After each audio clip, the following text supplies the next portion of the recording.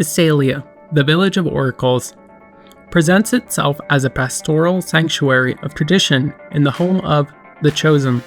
But this peace is a fragile mask bought through complicity and a non-aggression pact with the local human ranch.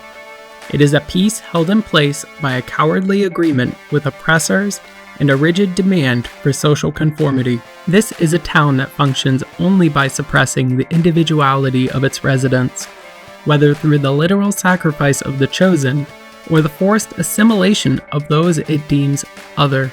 The longer I look at this village, the more the tranquil facade gives way to tense social arrangements. You start to see exactly why the backwardness of this village has been maintained for so long.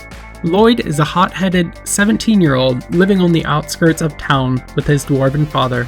Lloyd makes his title of outsider official by violating the non-aggression pact with the Desians nearby. The violation, however, was to protect someone else. But because the treaty exists to protect the whole, his individual act of heroism is viewed as a crime. His actions to save a life, Marble's life, led to the village turning against him. The Desian retaliation and subsequent destruction of the village seals Lloyd and Genus's fate. They are branded as outsiders forever.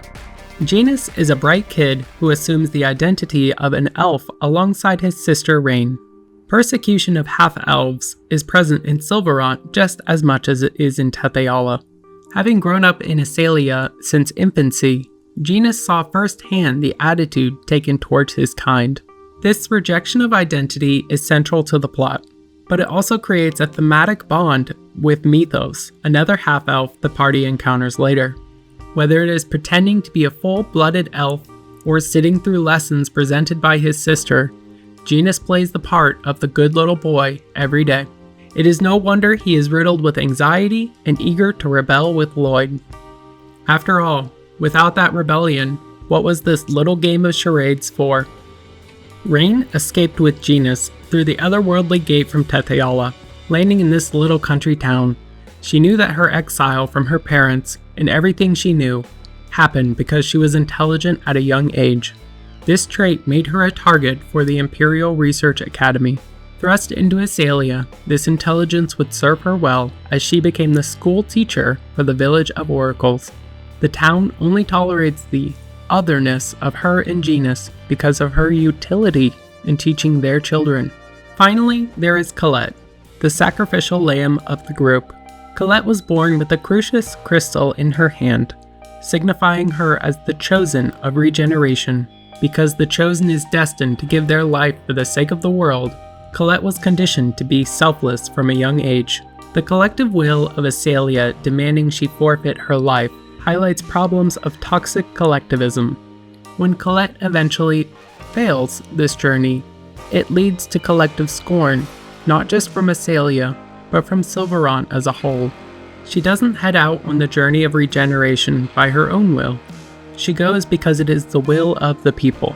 As she progresses, the world celebrates, but the cost to her is the loss of taste, touch, smell, and everything that makes being human an experience. It is only her true friends who mourn these losses and fight for a future where both she and the world can be saved. Iselia serves as the perfect backdrop for these characters precisely because, like many ill-fated JRPG starter towns, we should burn it down. We need to thrust the main cast out of that village and into the story that will develop them into their best selves. Iselia had to burn, and not just for the meme. This town stood for injustice. It reinforced destructive social norms, treated outsiders with scorn, and was complicit in raising Colette to be a lamb for the slaughter.